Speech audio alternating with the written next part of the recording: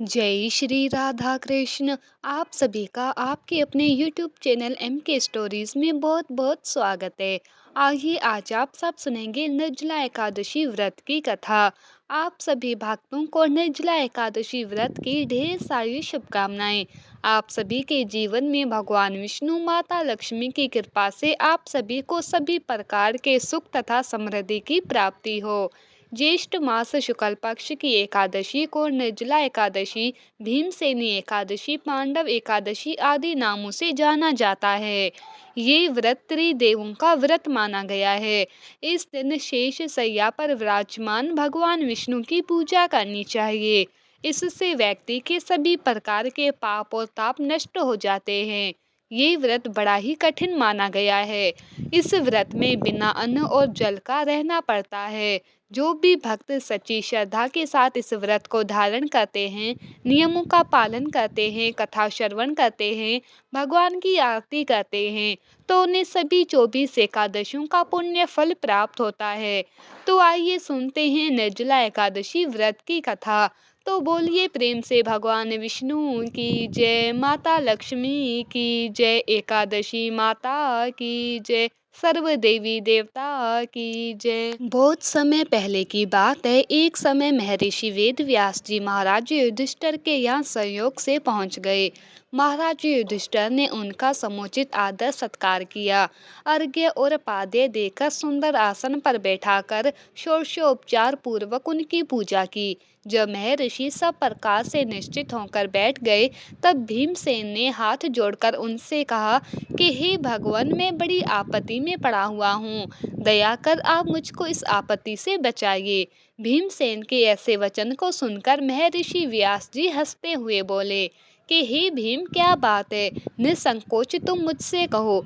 भीम ने कहा कि हे प्रभु, महाराज युधिष्ठिर, धनुषधारी अर्जुन, विचारवान सहदेव और बहादुर नकुल एवं सौभाग्यवती महारानी द्रौपदी इत्यादि सभी लोग एकादशी का व्रत करते हैं और मुझे भी विवश करते हैं कि तुम भी एकादशी का व्रत करो। महाराज, आप तो जानते ही हैं कि भीमसेन का जीवन अन्न पर ही आश्रित है। एक दिन भोजन ना करने की बात तो अत्यंत दुष्कर है। एक क्षण भी बिना खाए नहीं रह सकता। तब आप भी बतलाइए कि किस प्रकार ये मेरा धर्म संकट दूर हो। भीमसेन के ऐसे वचन को सुनकर व्यास जी ने कहा, मानव धर्म की संपूर्ण कथा मैं तुमको सुना चुका हूँ। साथ ही वैदिक धर्म की कथा भी तुम्हें सुना चुका हूँ और ये भी बतलाया और समझाया है कि कली काल में वह समस्त धर्म कार्य करना असंभव नहीं तो कठिन और दुष्कर तो जरूर है। अस्तु, मानव जीवन के कल्याण के निमित्त मास की कृष्ण पक्ष एवं शुक्ल पक्ष की एकादशियों का व्रत अवश्य ही करना चाहिए। बिना इन व्रतों को धारण किए प्राणी मात्र का कल्याण नहीं होता है। महर्षि व्यास के ऐसे वचन को सुनकर भीमसेन अपने धर्म विरोधता के कारण वेद के समान कांपने लगे और अत्यंत ही भयभीत होकर बोले कि हे प्रभु, ये तो ठीक है, परंतु व्रत का रखना और भूखा रहना तो मुझे मृत्यु से बढ़कर लगता है, सो भी हर महीने में 2 बार। हे भगवान, अब आप कोई ऐसा व्रत बतलाइए कि जिसमें ज्यों त्यों कर एक दिन भूखा रहकर ही मैं पापों से मुक्त हो जाऊं। भीमसेन के ऐसे वचन को सुनकर महर्षि वेदव्यास जी ने कहा, अच्छी बात है, मैं तुम्हें व्रत बतलाता हूँ, उसको करो। इस एक ही व्रत का पुण्य फल मास की समस्त एकादशियों से बढ़कर होगा। महर्षि के ऐसे वचन सुनकर भीमसेन प्रसन्न हो गए और हाथ जोड़कर कहा कि हे प्रभु, कहिए और शीघ्र कहिए कि वो कौन सा व्रत है। महर्षि जी ने कहा कि ये व्रत ज्येष्ठ मास के शुक्ल पक्ष की निर्जला एकादशी का है। तुम श्रद्धा भक्ति सहित दशमी को सोते समय भगवान को प्रणाम कर उनकी मानसिक पूजा करो और हाथ जोड़कर अपने मन में इस प्रकार संकल्प करो कि हे प्रभु, कल मैं ज्येष्ठ मास के शुक्ल पक्ष की निर्जला एकादशी का व्रत करूंगी। मुझे शक्ति दो, मैं अपने व्रत को पूर्ण कर सकूं। इस प्रकार प्रार्थना कर दूसरे दिन निर्जला एकादशी का दिन होगा। उस दिन बिना खाए पिए निराहार और निर्जल रहो, यहाँ तक कि आचमन इत्यादि में भी जल ग्रहण ना करो। इस व्रत के प्रभाव से स्त्री हो अथवा पुरुष, सभी के मंदराचल जैसे भीषण और महान पाप भी अवश्य ही नष्ट हो जाते हैं। इस व्रत में गोदान का बड़ा महत्व है, अर्थात गोदान अवश्य करना चाहिए। यदि कोई गोदान देने की सामर्थ्य ना रखता हो तो उसे तांबा, पीतल या मिट्टी का पानी भरा हुआ घड़ा, उसमें थोड़ा सा सोना छोड़कर और उसे नवीन वस्त्र में लपेटकर ब्राह्मण को श्रद्धा और भक्ति पूर्वक दान करना चाहिए। इस प्रकार जल दान देने एवं स्वयं व्रत समाप्ति तक जल ना ग्रहण करने वाले प्राणियों को एक एक क्षण में कोटि कोटि गौदान का पुण्य फल प्राप्त होता है। उस दिन ये कार्य अर्थात यज्ञ, दान एवं जप आदि कार्य करने को अक्षय फल की प्राप्ति होती है। इस प्रकार श्री कृष्ण जी ने स्वयं कहा है, अतः फिर दूसरा पुण्य कार्य करने की क्या आवश्यकता है। विष्णु लोक की प्राप्ति इसी निर्जला व्रत के ही द्वारा हो सकती है। इस दिन फलाहार करना चाहिए। अन्न खाने वाले की अनेकों प्रकार की दुर्दशाएं होती है और वह चांडाल स्वरूप समझे जाते हैं।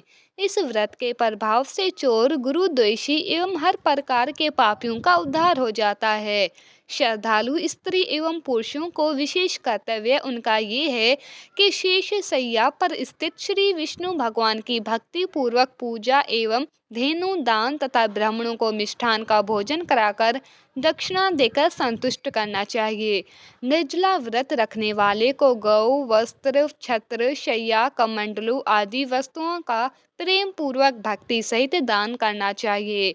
उपहान दान करने से स्वर्ग गमन के हेतु स्वर्ण विभूषित रथ प्राप्त होता है और जो इसको भक्ति पूर्वक श्रवण करता है तथा कीर्तन इत्यादि करके रात्रि जागरण करते हैं, वह मनुष्य बिना विघ्न स्वर्ग को प्राप्त होते हैं। तो बोलिए प्रेम से भगवान विष्णु की जय। निर्जला एकादशी तिथि प्रारंभ समय 6 जून 2025 दिन शुक्रवार सुबह 6:34 पर और एकादशी तिथि की जो समाप्ति है वो 7 जून 2025 दिन शनिवार सुबह 4:50 पे एकादशी तिथि की समाप्ति है और द्वादशी तिथि समाप्त जो कि 8 जून 2025 दिन रविवार सुबह 7:20 पे द्वादशी तिथि की समाप्ति है। वैष्णवों को द्वादशी युक्त एकादशी का व्रत धारण करना चाहिए। ऐसे में इस बार एकादशी का व्रत 2 दिन पड़ रहा है। 6 जून को अस्मार्थ के लिए जो कि एकादशी का व्रत है और 7 जून को वैष्णवों के लिए एकादशी का व्रत धारण किया जाएगा। एकादशी व्रत पारण के लिए बतलाया गया है कि हरिवासर समाप्त होने के बाद व्रत का पारण करना चाहिए और द्वादशी में करना चाहिए। 7 जून को हरिवासर समाप्त होने का समय सुबह 11:28 पे हरिवासर समाप्त होगा। ऐसे में जो भी भक्तजन 6 जून को व्रत धारण करने वाले हैं वे सभी 7 जून शनिवार के दिन व्रत का पारण दोपहर 1:44 से शाम 4:31 तक व्रत का पारण करेंगे और जो भी 7 जून को व्रत धारण करने वाले हैं वे सभी 8 जून को व्रत का पारण सुबह 5:25 से सुबह 7:15 तक व्रत का पारण करेंगे। निर्जला एकादशी व्रत का पारण तिल से व्रत का पारण है। सफ़ेद तिल या काले तिल का प्रयोग करें। ये संभव ना हो पाए तो आप जल, फल या तुलसी दल से व्रत का पारण करें। 6 और 7 जून को ब्रह्म मुहूर्त का समय सुबह 4:02 से सुबह 4:42 तक होगा। सूर्य उदय का समय सुबह 5:08 से सूर्य अस्त शाम 6:47 तक होगा। प्रातः काल पूजा का शुभ मुहूर्त 6 और 7 जून को सुबह 4:22 से सुबह 5:23 तक होगा और शाम को पूजा का मुहूर्त शाम 7:17 से रात्रि 8:18 तक होगा। 7 जून को द्वीप पुष्कर योग सुबह 5:23 से सुबह 9:40 तक होगा और सर्वार्थ सिद्धि योग जो कि सुबह 9:40 से शुरू होके अगले दिन सुबह 5:23 तक सर्वार्थ सिद्धि योग होगा जो कि बड़ा ही अच्छा योग बन रहा है। 6 और 7 जून को अभिजीत मुहूर्त का समय सुबह 11:52 से दोपहर 12:48 तक होगा। 6 जून को राहु काल का समय सुबह 10:11 से सुबह 11:56 तक होगा। 7 जून को सुबह 8:32 से सुबह 10:14 तक होगा और 8 जून को शाम 5:04 से शाम 6:17 तक होगा। राहु काल समय के दौरान कोई भी शुभ कार्य या नया कार्य नहीं करना चाहिए। इस बात का ध्यान रखें। जो भी व्रती है, व्रत को धारण करने वाले हैं, उन्हें दशमी के दिन से व्रत में नियम का पालन करना चाहिए। दशमी तिथि के दिन शुद्ध और सात्विकता का पालन करें। ब्रह्मचर्य का पालन करते हुए एकादशी व्रत का स्मरण करते हुए सूर्यास्त से पहले ही दशमी तिथि के दिन भोजन ग्रहण कर लें। रात्रि एकादशी व्रत और भगवान विष्णु के नामों का स्मरण करते हुए सोएं। सुबह ब्रह्म मुहूर्त में उठ करके नित्य क्रियाओं से निवृत्त होकर के गंगा नदी में या घर के नहाने के पानी में ही थोड़ा सा गंगा जल मिला के स्नान करें आदि का कार्य करना चाहिए। शुद्ध वस्त्र धारण करके व्रती को व्रत का संकल्प लेना चाहिए कि आज मैं निर्जला व्रत धारण करूंगा और फिर दिन रात्रि अन्न और जल दोनों का त्याग करके व्रत को धारण करना चाहिए। भगवान विष्णु का, माता लक्ष्मी का पूरे विधि विधान के साथ पूजन करना चाहिए। इनका गंध, पुष्प, धूप, दीप आदि से पूजन करें। भगवान को तुलसी दल अर्पित करें। काले तिल चढ़ाएं। नैवेद्य में दूध से बने हुए वस्तु, अभी के मौसम में मिलने वाले ऋतु फल आदि का भोग लगाएं। विशेष करके इस दिन भगवान को ककड़ी का भोग लगाएं। जल से आचमनीय करवाएं। मुख शुद्धि के लिए पान पत्र, सुपारी, लौंग, इलायची के साथ में अर्पित करें। इस प्रकार करके एकादशी की रात्रि जागरण करते हुए समय को व्यतीत करना चाहिए। इस प्रकार भगवान का पूजन करें। एकादशी व्रत का कथा श्रवण करें।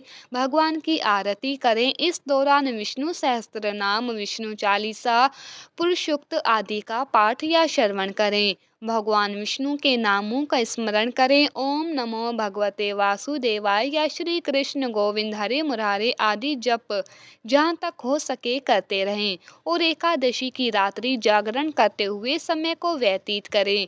द्वादशी की सुबह उठ करके स्नान करके शुद्ध वस्त्र धारण करके भगवान का पूजन और आरती कर लें। ब्राह्मणों को भोजन करवाएं। ब्राह्मणों को दान और दक्षिणा दें। समय के अनुसार फिर व्रत का पालन करना चाहिए। इससे व्यक्ति के सभी प्रकार के ताप और पाप नष्ट होते हैं तथा भगवान विष्णु की विशेष कृपा प्राप्त होती है। व्रती को व्रत के दौरान किसी के ऊपर क्रोध नहीं करना चाहिए। अपने मन में किसी के प्रति ईर्ष्या या द्वेष का भाव नहीं लाना चाहिए। ब्रह्मचर्य का पालन करना चाहिए। इस व्रत में दिन रात्रि निर्जला रह के व्रत को धारण किया जाता है। अगर किसी भक्त के प्राणों पर संकट बना पाए तो ऐसी अवस्था में जो कि गौ की आकार में आकर के जिस प्रकार से गौ पानी पीती है, उस प्रकार से एक थाली में जल रख के अपने घुटनों के बल बैठ के उसके बाद गौ के आकार में आकर के जल ग्रहण करना चाहिए। अगर प्राणों पर संकट बनाए तो ऐसा करना चाहिए, नहीं तो इस व्रत में अन्न और जल दोनों का ही त्याग करने का बतलाया गया है। तो आशा करती हूँ कि ये जानकारी आपको अच्छी लगी होगी। इसी प्रकार से ज्ञानवर्धक जानकारियाँ प्राप्त करते रहने के लिए, व्रत पूजा के बारे में जानने के लिए, कथा को सुनने के लिए चैनल पे अगर आप पहली बार आए हैं तो चैनल को लाल बटन दबा करके सब्सक्राइब करें। साथ में बेल आइकॉन घंटी को दबाएं ताकि आने वाली वीडियो का नोटिफिकेशन आपको समय से मिलता रहे। वीडियो को लाइक करें, शेयर करें। सुखी रहें और स्वस्थ रहें। जय श्री राधा कृष्ण। धन्यवाद।